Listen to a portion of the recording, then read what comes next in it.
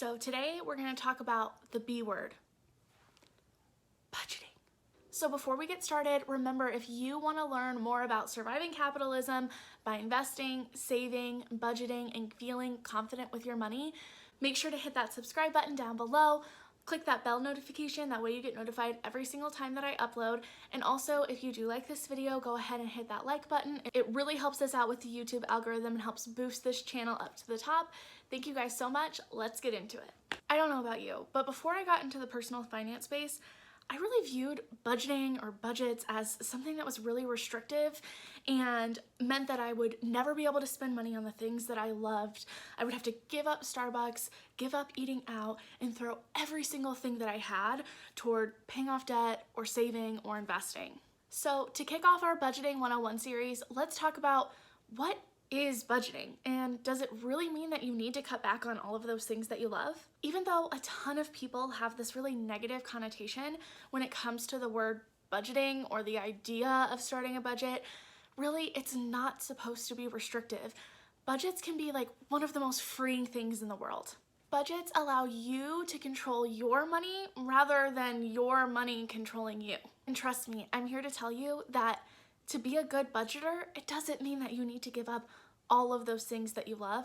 I actually think it makes you a better budgeter whenever you make room in your budget for fun things and things that you enjoy and things that add value to your life. Okay, so now that we know that budgets aren't restrictive, or at least they don't have to be, what is a budget? What is budgeting? What does that word really even mean? So for our purposes here at the ATB, we're not looking at budgeting in one of those dry ways that like the finance world defines it as. So you can get that thought out of your mind because that's not applicable here. All you really need to know right now is that budgeting is the idea of allocating purpose for your money, deciding where your money is going to go and what it's going to do for you. What money do you want to save? How much do you want to invest? What do you want to put toward debt? What do you want to put toward getting Starbucks every once in a while? Those are the questions that your budget can answer. Now, in my opinion, here is the trick to a successful budget. Budgets should be verbs, not nouns. So you should look at it more as budgeting rather than setting up a budget and then forgetting about it. The reality of it is life changes, our values change, our priorities change. Trust, we all know that 2020 has shown us that the world can pretty much throw anything at us. So your budget should be able to kind of go with the flow and move around those things in life that are constantly changing. Okay, so now that we've established the basics of really what a budget is and what it means for us, now let's talk about all of the things that you're gonna need to know about your finances before you really even go and start up a budget. It is really important that you get to know your finances before jumping in and trying to make your first budget. That way you know what you're working with, where you're coming from, and what your starting point is. Okay, number one, this is one of the most important things, and lucky for us to kind of dip our toes in the water with budgeting, it doesn't involve anything about working with numbers or money. Number one is to know your why. Why are you doing this? Why is this so important to you? Why would you put your time and energy into budgeting, trying to get better with money, trying to feel more confident with money? What is it about your life that you either want to change or you want to improve or you want to work toward that budgeting and paying off debt and saving and investing is going to help you get to? Now, in my opinion, this needs to go a little bit deeper than just kind of the surface level, I want to retire early, or I want to be rich, or I want to be sitting on a beach somewhere in Costa Rica for the next 50 years of my life. When it comes to your why, this is really important because time and time again, when budgeting gets hard, when life gets hard, you're going to want to be able to come back to this and remind yourself of why it is that you started this in the first place and why you should keep going. Your why should spark some sort of an emotion. For me, I have a few layers to my why. The first one is that eventually I want to be able to give back to the world, to the community, to life, what it has given me. I recognize the privileges that I have been handed, and I want so badly to be able to be in a financial place where I can give what my heart wants to give and where I can contribute back to the world all of the abundance that has been given to me. I see so much injustice in the world and so much that I want to do to be able to help.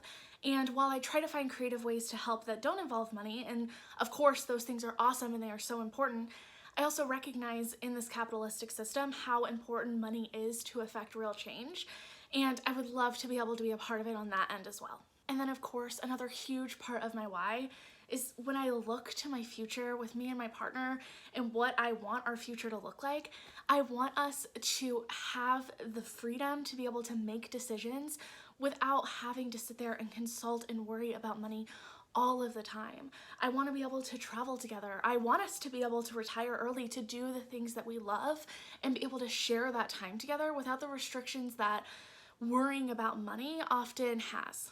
Okay, so once you establish your why, what's the next step?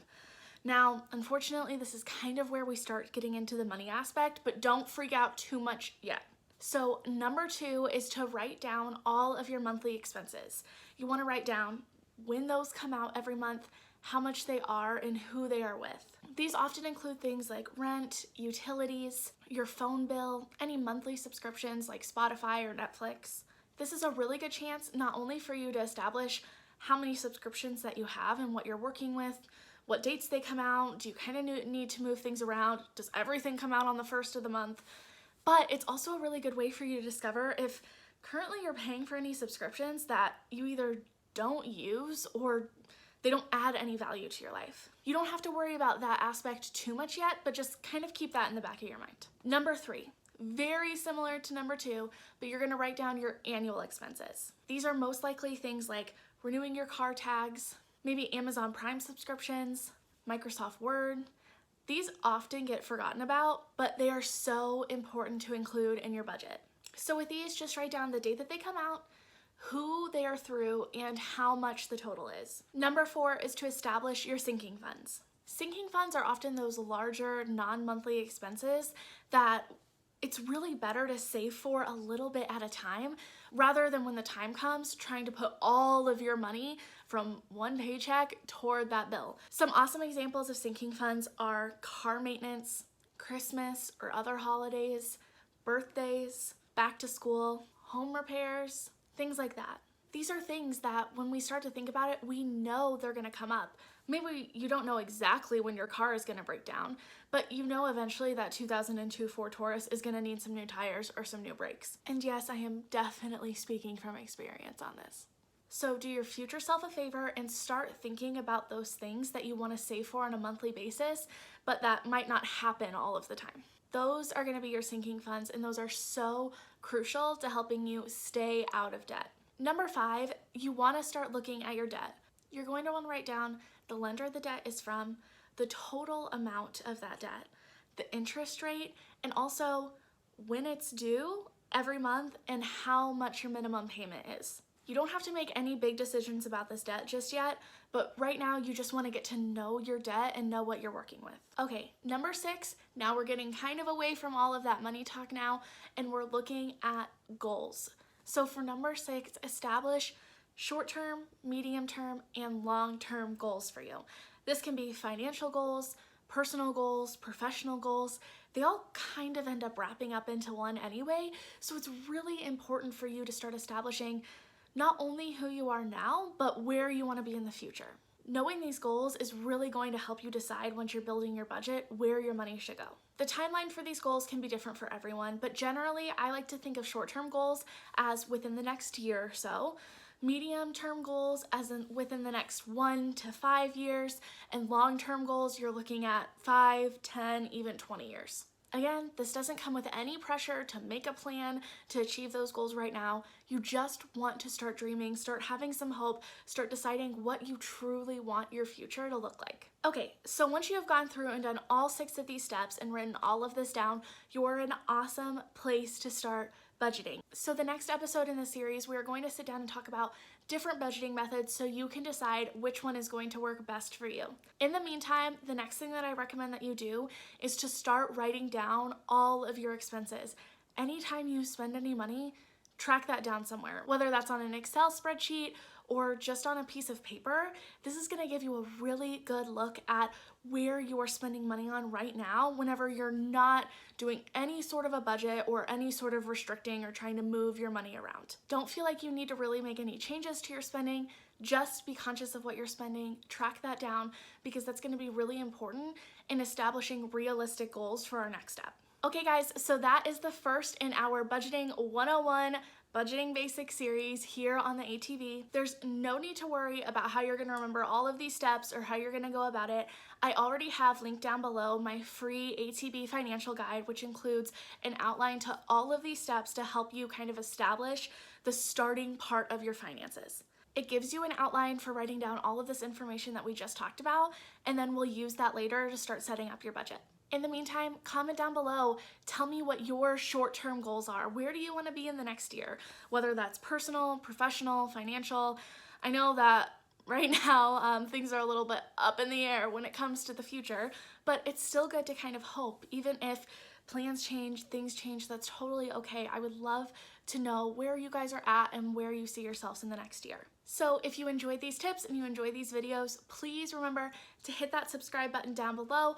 Also push the little bell notification, that way you get notified every single time that I upload. And I will see you guys next week. Bye.